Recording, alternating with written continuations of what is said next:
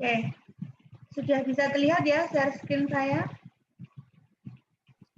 Sudah, Bu. Udah, Bu. Saya mulai ya perkuliahan pada sore hari ini. Assalamualaikum warahmatullahi wabarakatuh. Waalaikumsalam. Waalaikumsalam warahmatullahi wabarakatuh. Oke, pada sore hari ini saya sudah mengunggah materi mengenai asam basa dan kesetimbangan kelarutan. Tentang asam basa,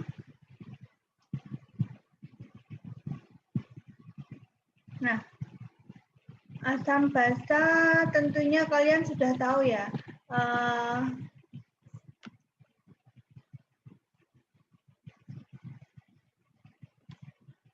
Yang datang terlambat gitu tuh menghambat ya. Nah, asam basa ini kalian sudah mengerti ya, jika asam itu apa? Asam itu nanti ada teori Arrhenius, teori Bronsted-Lowry ya, bahwa asam adalah sesuatu zat atau larutan ketika dia diionisasi akan menghasilkan ion H+. Sedangkan kalau basa menghasilkan OH-. Kemudian kalau garam, selain itu ya, senyawa yang ketika diionisasi nanti dia akan menghasilkan muatan positif dan negatif. Ya, misalnya garam dapur itu kan NaCl. Ketika diionisasi dia menghasilkan Na+ dan Cl-. Itu yang akan kita bahas. Kemudian mengenai kelarutan, KSP dan nanti itu pengendapan. Kemarin yang kalau pertemuan lalu saya menjelaskan mengenai reaksi kesetimbangan reaksi itu hubungannya dengan Kc ya, Kc dan Kc gitu kan. Reaksi akan ke kanan jika Kc kurang dari Kc akan ke kanan. Jika Kc-nya lebih besar, reaksi balik ke kiri. Itu hubungannya ketika Kc dan Kc. Tapi kalau KSP nanti hubungannya dengan GSP. Dengan GSP. Nah, jika lebih besar GSP-nya maka akan mengendap ini jika lebih besar. Kalau kurang dari KSP maka masih akan larut. Jika sama dengan maka akan tepat jenuh atau tepat akan mengendap. Nah, sekarang mulai dari asam basa. Teori asam basa ini ada menurut Arrhenius ini, kemudian menurut Bronsted-Lowry dan Lewis. Tadi yang Arrhenius sudah saya bahas, yang menghasilkan H+ ya jika terurai. Kalau basa yang menghasilkan OH-. Kemarin saya sempat membahas tentang valensi dalam apa ya, elektrolit ya, larutan elektrolit ya, bahwa apa namanya, valensi asam itu angkanya besarnya sesuai dengan jumlah ion H+-nya. Masih ingat ya itu ya. Valensi basa, valensinya sesuai OH-nya. Ada NaOH, berarti valensinya 1 karena OH-nya 1. Tapi kalau CaOH 2 kali, valensinya 2. Nah, itu Arrhenius. Kalau Bronsted-Lowry itu pengertiannya yang namanya asam itu donor proton. Kalau basa itu akseptor proton. Kemudian Lewis itu ada asam itu akseptor pasangan elektron. Kalau basa itu adalah donor pasangan elektron. Tunjukkan asam dan basa yang terlibat dalam reaksi bolak-balik ini. Nah, ini kalian ingat enggak ini? Nah, ini tentunya enggak semudah Arrhenius teorinya. Kalau kamu menentukan yang ini, yang A ini, asam basanya siapa? Tadi kalau menurut, nah ini kan pasangannya sama ini. Kalau HClO2 pasangannya ClO2. Nah, yang kelebihan H+, jadi antara H2O sama H3O ini mana yang asam? Izin, Bu. Ya. Kita masih di slide 1. Gambarnya masih di slide 1. Oh iya, kok bisa ya? Yang lain juga sama? Ya Bu, sama Sama masih diserahkan. Iya, Bu. Coba ya.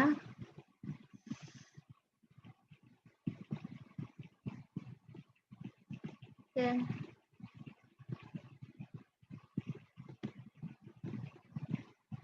Kalau ini sekarang? Sekarang? Udah, Bu. Oke. Udah, Bu. Contoh udah Bu, udah Terima kelihatan kasih Bu. ya, Sidik. Terima kasih.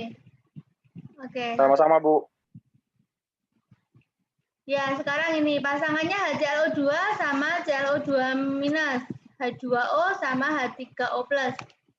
Nah, ini adalah pasangan asam basa konjugasi ya. Berarti ini sesuai teori yang nomor 2, Bronsted-Lowry. Kalau H2O dan H3O plus ini mana yang asam? Yang asam adalah yang kelebihan H-nya. Nah, jadi yang ini asam, yang ini basa. Ini pasangannya. ClO2 sama HClO2 mana yang asam?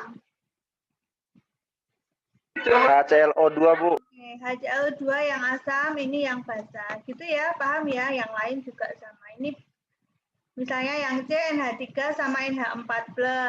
Ya, jadi NH4+ ini yang asam, NH3 yang basa. Kemudian H2PO4 sama HPO4. Berarti yang H2PO4 ini asam, yang ini basa.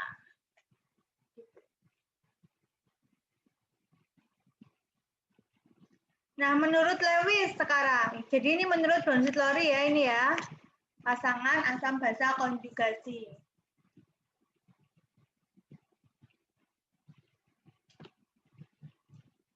Menurut Lewis tadi apa pengertiannya? Tadi ini udah ganti slide ya. Terlihat ganti ya ini ya. Nah, kalau Lewis sebagai aseptor pasangan elektron itu asam, kalau basa donor pasangan elektron. Asam penerima pasangan elektron. Ini mana yang akan menerima pasangan elektron? Yang menerima pasangan elektron itu yang asam. Aseptor. Ini Lewis ya. Elektron itu sama dengan asam. Ini menurut Lewis. Berarti yang mana? Yang soal A ini contohnya. Siapa yang pasangan elektron? Menerima pasangan elektron? BF3. BF3 ya. Menerima pasangan elektron. Oke. Jadi sepasang elektronnya si F4 ini kan dia elektronnya 7 ya. F itu kan 7, tapi F minus. F itu kan 7, tapi F-nya minus. Berarti dia kan dia 7. Seperti ini. Tapi dia itu kehilangan 1 elektron. Gitu, berarti gini. Ya. FO kelebihan 1 elektron, berarti kayak gini. Minus itu kelebihan 1 elektron. Jadi mestinya 7, tapi dia menerima 1, maka F itu minus.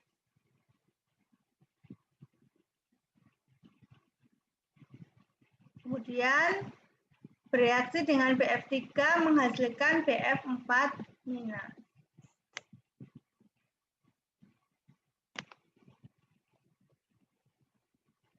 Nah, ini menurut teori Arrhenius, ini Ka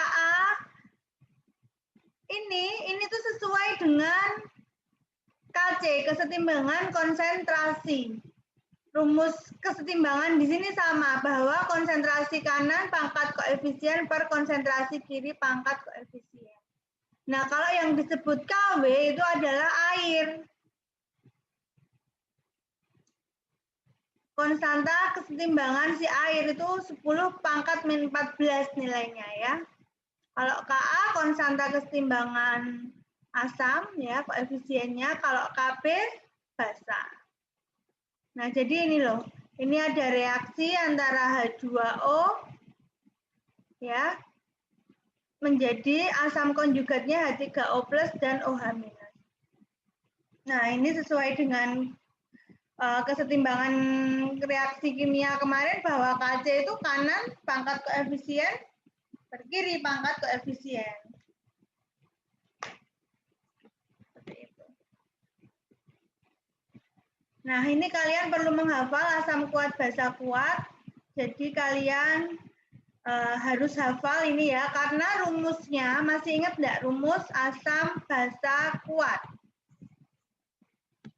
Mencari pH-nya, masih ingat enggak? Masih ya, saya rasa. Kalau asam kuat, ini yang kuat ya, yang kuat itu H+ sama dengan apa? H+ sama dengan valensi dikali konsentrasinya asam, gitu ya. Nggak usah saya tulis lagi untuk basa, berarti OH minusnya valensi basa itu lambangnya B, ini ya OH minus, berarti basa dikalikan MB gitu. Ini untuk yang kuat. Jadi rumus asam kuat, basa kuat, mencari pH-nya itu. Dari H+ mencari pH masih ingat kan ini? H+ tahu, maka pH-nya apa rumusnya? pH itu min log H+ ya, ini sambil ingat. Jadi kalau H+-nya itu 10 pangkat min 1 atau 0,1, pH-nya berapa? 1. pH-nya 1, gitu ya. Kalau H+-nya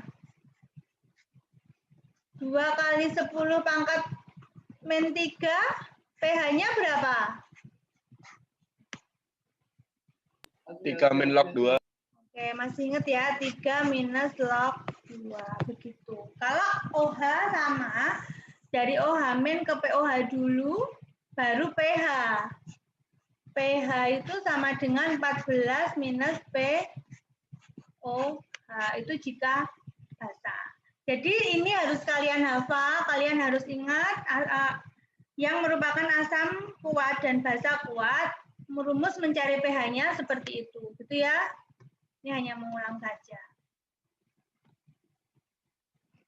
Kemudian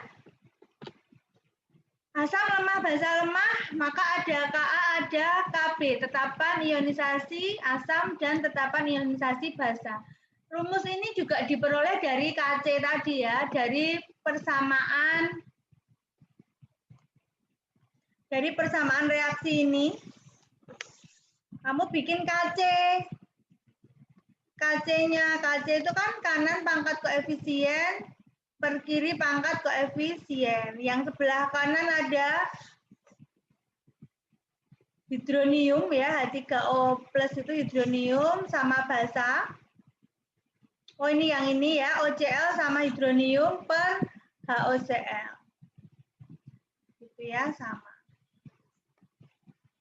Biasanya Ka itu nilainya diketahui di dalam soal. Biasanya. Nah ini yang tadi ya, pH sama POH saya rasa bisa saya lewati, bahwa Kw nilainya 10 pangkat min 14 juga kalian sudah tahu. Nah ini ada contoh soal. Nah, NH sama H2O kira-kira jadinya apa itu? Asam apa basa? Ayo deh dijawab. Berapakah pH larutan hasil reaksi antara Na natrium padatan dilarutkan dalam H2O 275 mili H2O?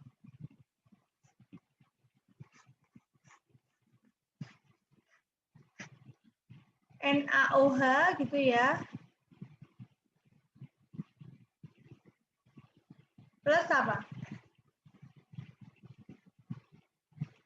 H2 ya. Ininya 2 kali.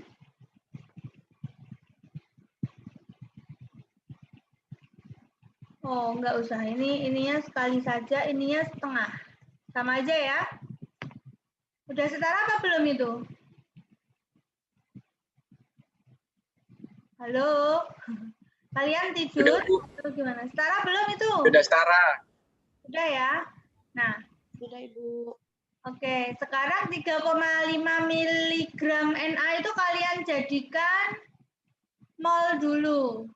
Na itu BM-nya berapa? BMNA. Sama dengan 23. Maka kamu cari molnya. Molnya 3,5 mg per 23. Maka satuannya nanti milimol. Satuannya milimol. Paham ya? Karena atasnya miligram. Bawahnya miligram per milimol. Satuan BM itu massa per mol. Miligramnya coret, maka tinggal milimol.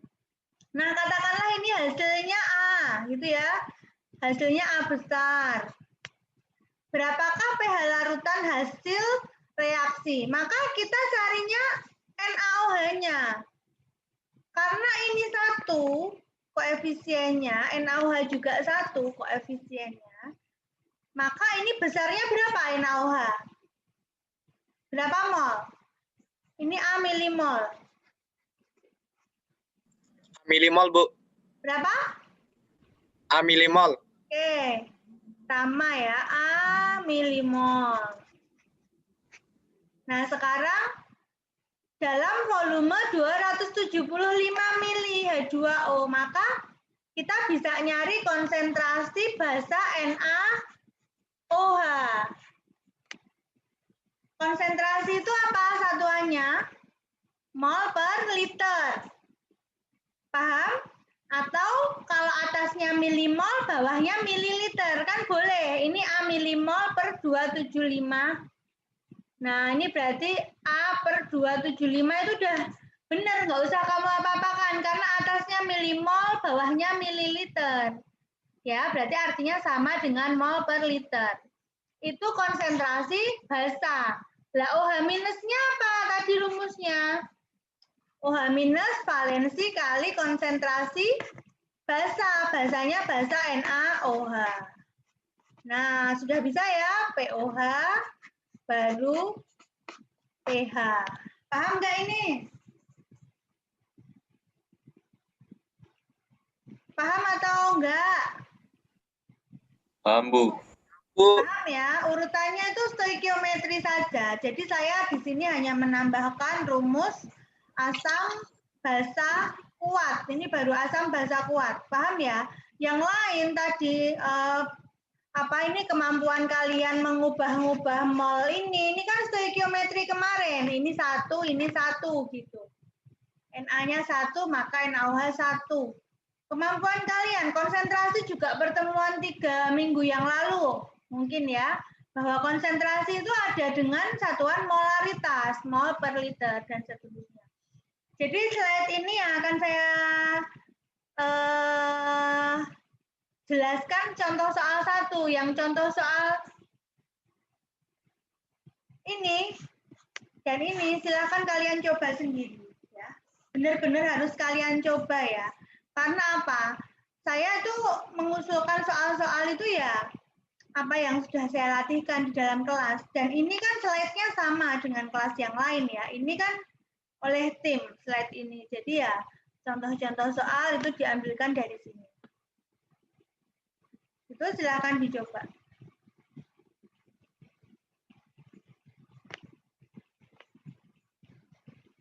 Oke, saya lanjutkan. Nah, sekarang mengenai garam. Garam tadi jika terurai akan menjadi ion-ion tadi, ion positif dan negatif.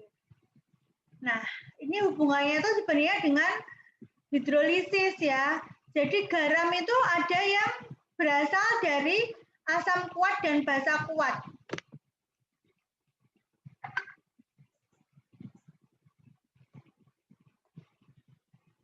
Jadi garam itu sebenarnya reaksi antara asam kuat dan basa kuat. Misalnya reaksi antara asam dan basa.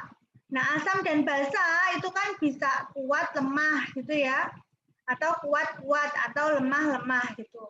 Intinya terbentuknya garam adalah reaksi antara asam dan basa. Nah, Apabila ini terbentuk garam dari asam kuat HCl dan basa kuat NaOH, akan terbentuk suatu garam dan air. Nah, ini kalau dibalik reaksinya, NaCl plus H2O itu namanya reaksi terhidrolisis. Nah, ketika garamnya, ini kan garam yang terbentuk dari asam kuat dan basa kuat, itu dia tidak mengalami hidrolisis. Dia tidak terhidrolisis. Tidak terhidrolisis dengan pH-nya, maka nggak usah kalian cari-cari pakai rumus hidrolisis, pH-nya 7. Ya. Kemudian ada yang asalnya garam itu asam lemah dan basa kuat seperti CH3COONa. Kita lihat CH3COONa itu berarti berasal dari asam lemah basa kuat. Asam lemahnya CH3COOH. Basa kuatnya NaOH. Suatu reaksi asam dan basa akan menghasilkan garam dan air. Nah, ketika ini Na ya, ini Na. Ketika garam ini berasal dari asam lemah dan basa kuat, maka dia mengalami hidrolisis. pH-nya berapa nih? pH air larutan, pH-nya menang yang kuat, maka pH-nya lebih besar dari 7. Basa itu kan lebih besar dari 7. Itu ya. Paham ya? Itu jika asamnya lemah. Kemudian apabila berasal dari dibalik asamnya kuat, basanya lemah seperti NH4Cl, berarti asam kuatnya HCl itu. Kemudian basa lemahnya NH4OH, amonium hidroksida itu kan menghasilkan, jadi asam dan basa itu selalu menghasilkan garam dan air. Nah, garam yang terbentuk ini natrium klorida ya, NH4Cl, itu berasal dari asam kuat dan basa lemah. Maka si garam, larutan garam ini hasil akhirnya menang yang kuat, menang si asam, maka pH-nya kurang dari 7 karena menang yang HCl. Gitu ya, itu adalah garam yang terbentuk dari asam kuat basa lemah. Nah, bagaimana jika kedua-duanya lemah, asam lemah dan basa lemah, contohnya ini, CH3COO itu terbentuk dari CH3COOH, ini asam lemah, NH4OH, basa lemah, CH3COONH4 plus H2O. Nah, ini kan lemah-lemah. Maka berapa pH-nya nanti? Nah, itu nanti akan tergantung nilai Ka dan Kb. Nah, jika Ka lebih besar dari Kb, gimana? Artinya kalau jika Ka lebih besar dari Kb, maka nanti jadinya asam si garam itu sifatnya. H plus nanti pH-nya kurang dari 7. Kalau konstanta ionisasi asamnya kurang dari Kb, artinya menang yang basa, maka nanti OH- rumusnya.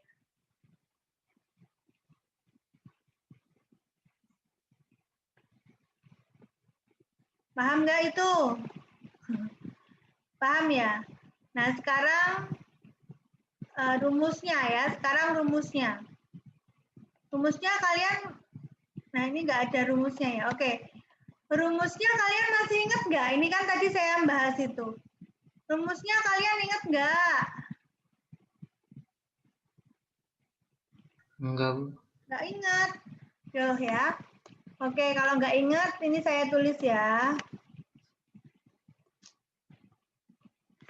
Kok nggak bisa?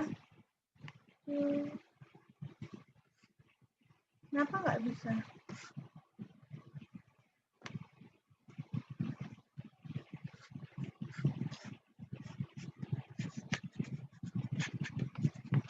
Jadi hidrolisis ya. Tadi ketika kuat sama kuat nggak usah saya tulis, nggak usah perlu pakai rumus, pH-nya 7. Tapi ketika yang pertama asamnya kuat plus basanya lemah, ini kan menjadi garam plus air, ya. Ini ya.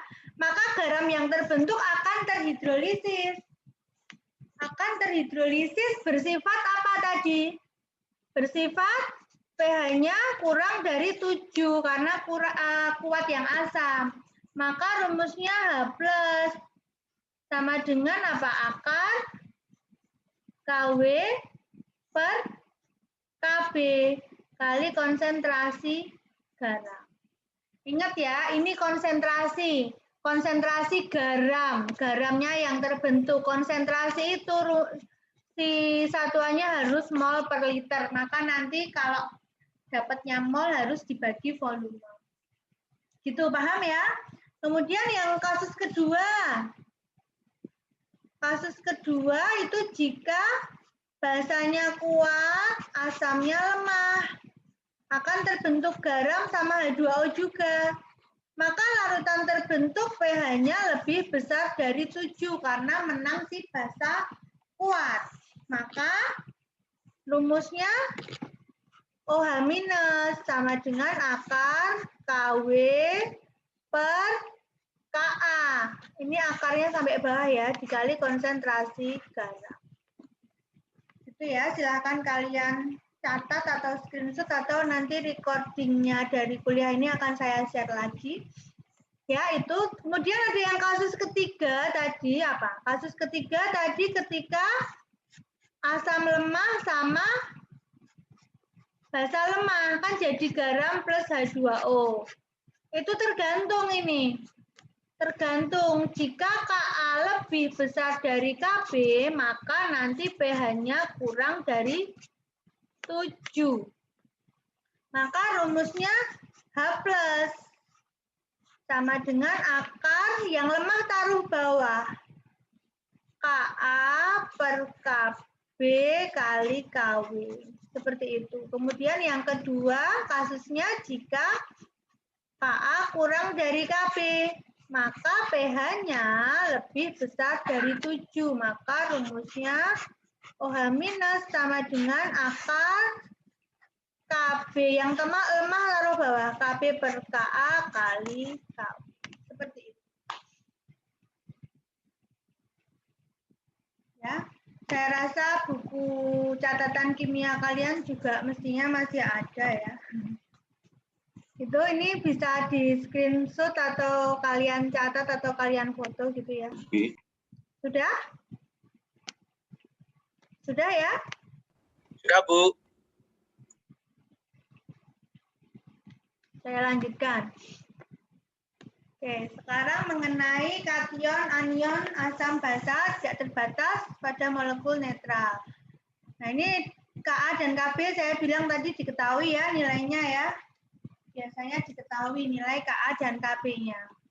Ka dan Kb sekali lagi itu untuk menjelaskan atau untuk mengetahui kekuatan dari asam lemah dan basa lemah.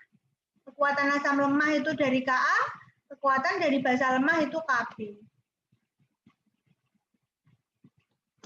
Nah, dari soal ini kalian bisa tahu ini. Ramalkan apakah larutan ini asam atau basa atau netral. Ini hubungannya sama hidrolisa tadi. NaCN sekarang. Ada yang bisa jawab. NaCl ini kalau dilarutkan dalam air asam atau basa atau netral?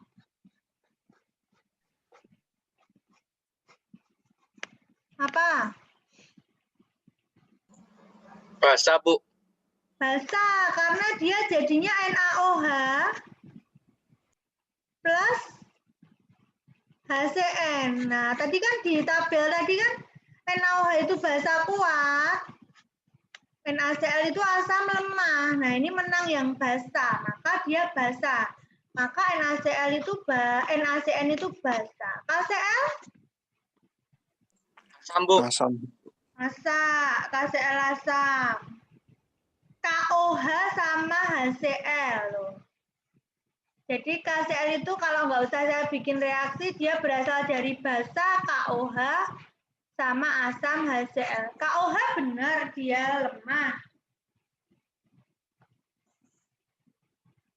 Tadi di slide tadi KOH apa? KOH itu kuat ya. Jadi basanya kuat, asamnya kuat, maka dia netral pH-nya. Kemudian NH4CN. NH4CN itu apa? Nah, ini tergantung Kb dari NH4OH sama Ka dari HCND. Nah, ini datanya harusnya lengkap dengan data Kb dan Ka. Karena NH4CN itu berasal dari NH4OH dan asam HCN. Asam HCN dan basa NH4OH. Dua-duanya lemah. Tapi tetap dalam lemah itu ada yang lebih lemah dan lebih kuat. Maka dilihat nilai Ka dan Kb-nya. Seperti tadi ya. Nah ini, sekalian ini. NaCN dengan Kb-nya ini. Nah NaCN ini nanti berarti rumusnya yang apa? Menang basa apa menang asam ini NaCN? NaCN itu dari NaOH sama HCN. Menang asam apa basa itu? Basa, Bu. Menang basa, maka pakai rumus OH minus ya. OH minus akar KW per Kap. Nah ini harusnya Ka ini. Ya ini harusnya soalnya Ka. Ya Ka kali konsentrasinya NaCN. Paham ya? Jadi nanti setelah tahu OH minus, nanti tahu POH, baru ke pH. Begitu. Ya. Ada yang ditanyakan? Ada yang ditanyakan tentang asam basa? Tadi itu kok nggak ada ya di slide ini. Bagaimana menghitung pH yang asam lemah dan basa lemah? Nggak ada yang tanya. Tadi kan saya baru yang kuat ya. Karena slide ini tadi nggak ada. Kalau yang lemah gimana? Menghitung pH asam basa lemah? Gimana? Akar MKA. Oke. Ini ya untuk asam lemah. Asam lemah, H plusnya sama dengan akar, bentar ya. Akar Ka kali Ma. Ini mengingatkan aja sih. Kalau basa lemah, itu OH minusnya sama dengan akar Ka kali Mv. Ma adalah konsentrasi si asamnya. Contohnya CH3COH ya. H2CO3 itu lemah. Kalau basa lemah ya NH4OH gitu. Itu contohnya.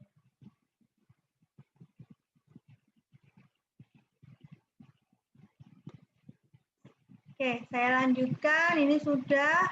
Nah, sekarang mengenai KSP. Kesetimbangan kelarutan. Jadi, ini tuh sudah pernah saya nyatakan dengan misalnya data ya. Data, misalnya ini hanya misalkan saja. Data kelarutan gula misalnya, ini dulu pernah saya sampaikan, misalnya dia hanya 50 gram per liter air, misalnya. Jadi, Dek, ketika di dalam 1 liter air kamu masukkan 10 gram, maka konsentrasi di sini ya, 10 gram per 1 liter, gitu ya.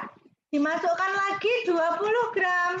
Maka konsentrasi gula di sini 30 gram per 1 liter.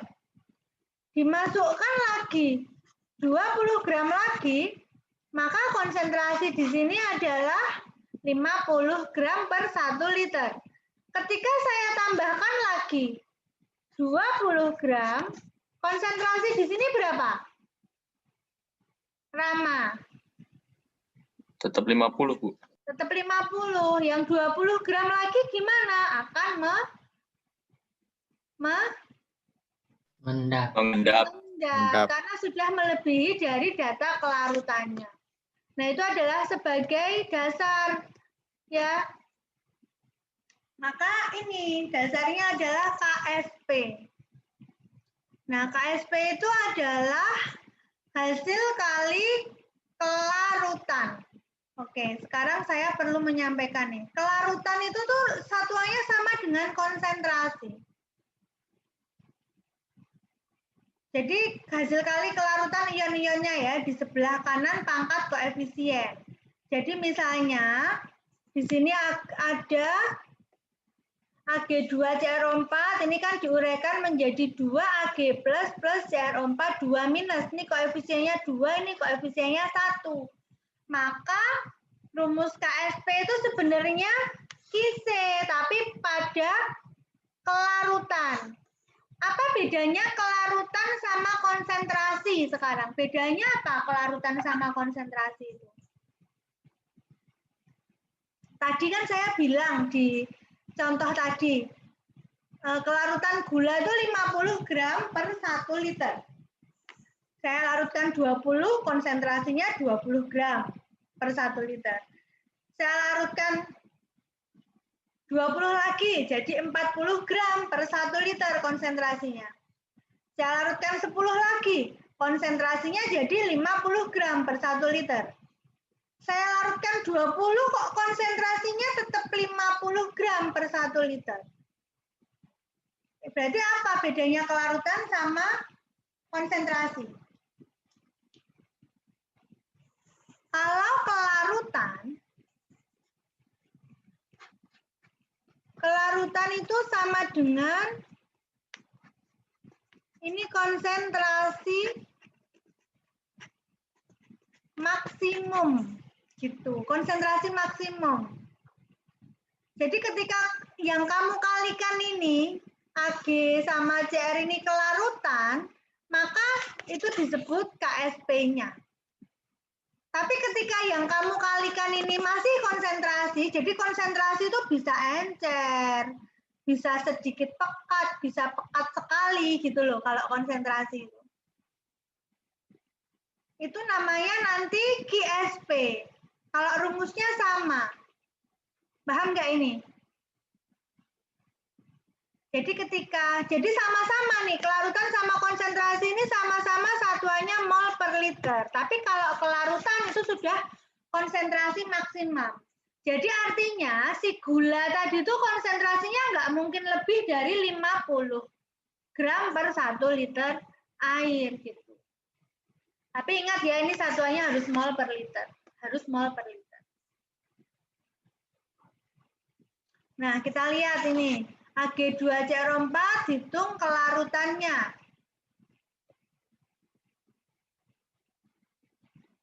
Gimana ini menghitungnya? Kan Ag2CrO4 itu kan ini ya rumus persamaannya. Nah, jika kelarutannya, oke ini saya hapus dulu. Jika kelarutannya ini S, kelarutan itu sekali lagi konsentrasi maksimum, S mol per liter, maka kelarutannya Ag 2 Ag plus ini 2S. Yang ini S. Gitu ya. Nah, KSP itu sama dengan Ag plus kuadrat dikalikan CrO4 2 minus pangkat 1 ya. Ini 2 minus ini pangkat 1 gitu ya. Berarti ini 2S kuadrat, ini S saja, maka 4S pangkat 3. Nah, berarti KSP untuk Ag2CrO4 itu adalah 4S pangkat 3. Kelarutan itu simbolnya S, ya. Rumusnya satuannya mol per liter. Rumusnya berbeda-beda setiap senyawa, tergantung senyawanya bentuknya seperti apa. Ag2CrO4 berarti Ksp-nya 4S pangkat 3. Pertanyaannya kelarutannya. Kelarutannya berarti S ya yang ditanyakan. S-nya ini ya, akar pangkat 3 dari 4S. Gitu. Akar pangkat 3 dari seperempat KSP. KSP per 4. Yang dicari S-nya. Akar pangkat 3 dari KSP per 4.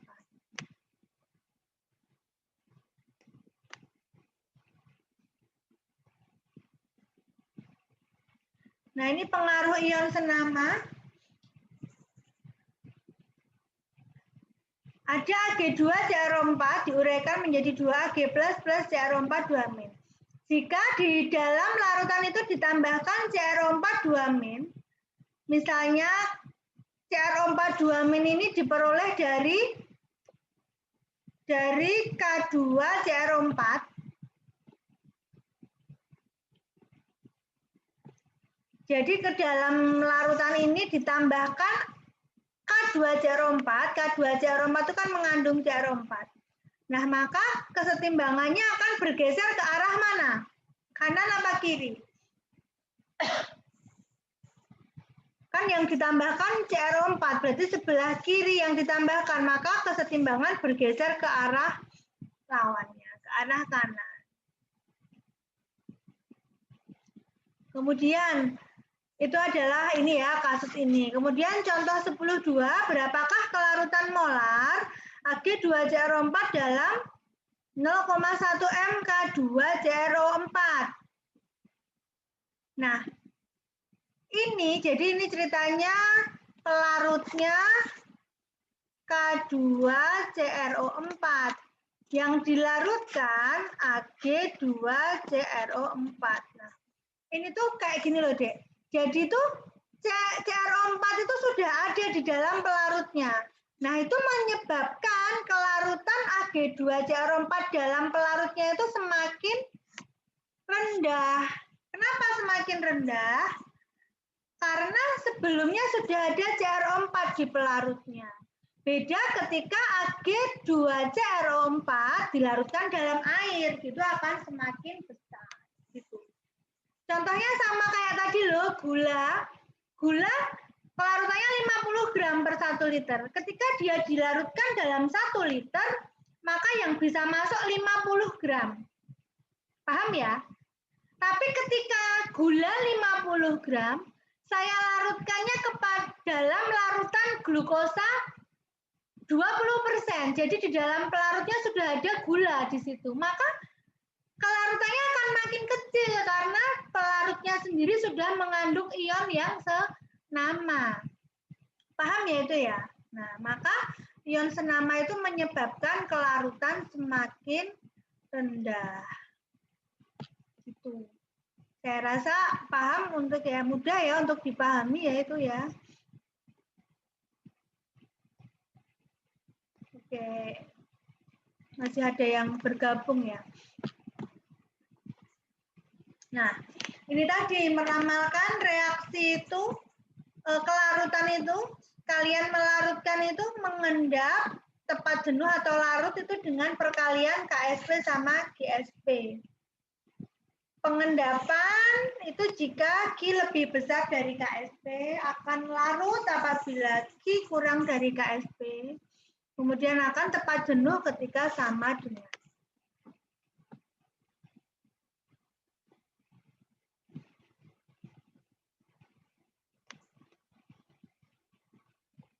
Nah, ini contohnya. Contoh 10.3 dan 10.4 itu bisa kalian kerjakan ya. Bisa kalian kerjakan ini. Waktu kuliah kita kan masih, kalau 3 SKS tadi mulai dari jam 4 itu masih sampai 5:30-an lah ya.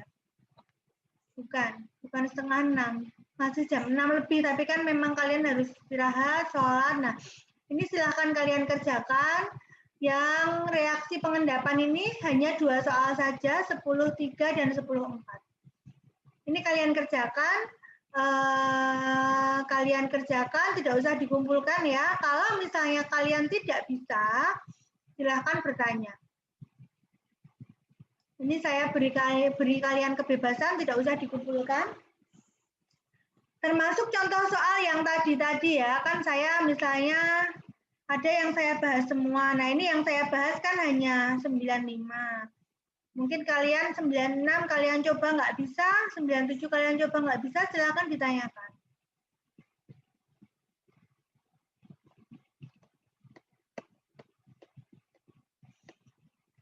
Gimana pertemuan singkat pada sore hari ini? 1 jam ya, hampir 1 jam ini. Adakah yang ingin ditanyakan? Benar-benar kalian coba ya itu tadi?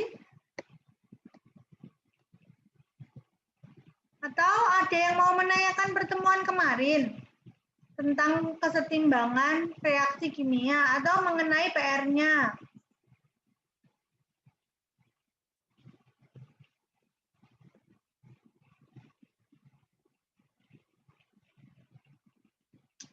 Nah, coba nih ya, sebelum saya akhiri, kalian bisa nyalakan kamera semua enggak nih?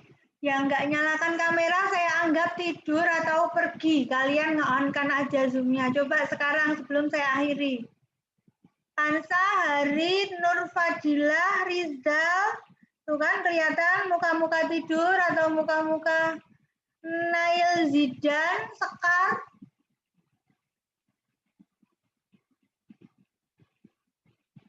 Kalian boleh unmute ya, karena sudah enggak saya jelaskan ini. Burhanuddin tidur. Anis ke pasar. Dava lagi mandi gitu ya. Oh enggak. Muhammad Julia. Muhammad Julia mana ini? Oke. Ini kelihatan yang lagi di motor ada enggak nih? Yang lagi di kendaraan. Maaf Bu, sinyal saya tadi jelek Bu.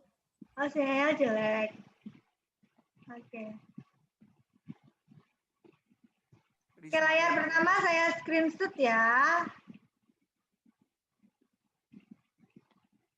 Bentar ya, jangan kemana-mana dulu.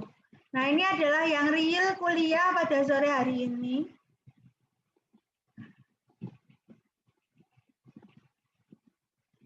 Nur Fadilah ini lagi di mana tuh? Ini kamu jalan-jalan ya?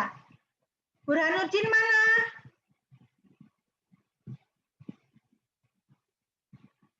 Nah, oke lah, nggak usah saya tunggu ya. Graciela, Burhanuddin lagi, oke.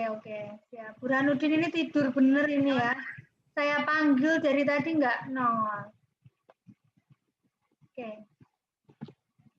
Itu ya kuliah pada sore hari ini. Saya mohon maaf jika cepet-cepet. Saya nggak tahu kenapa akun Zoom saya jadi nggak dibatasi. Padahal biasanya dibatasi, tapi ini lebih dari 1 jam kayaknya ya sudah. Jadi saya akhiri kuliah pada sore hari ini. Sekali lagi kuliah online ini tanggung jawab menyampaikan itu sudah saya penuhi. Walaupun masih banyak kurang, terlalu cepat atau bagaimana. Saya sudah berusaha merekam, jadi yang telat, yang sinyalnya jelek itu juga nanti akan saya upload pada pertemuan 12 jika kalian ingin mengulang ya. Saya sudah berusaha, jadi untuk hasilnya kalian ya usaha kalian ya dalam belajar dengan sistem kuliah online untuk semester ini. Semoga keadaan segera membaik sehingga kita bisa bertemu di kampus. Gitu ya, saya akhiri kuliah pada sore hari ini. Terima kasih. Wassalamualaikum warahmatullahi wabarakatuh. Waalaikumsalam. Waalaikumsalam warahmatullahi wabarakatuh. Ya. Terima kasih Bu. Terima kasih Bu. Makasih ya, Bu. Ya.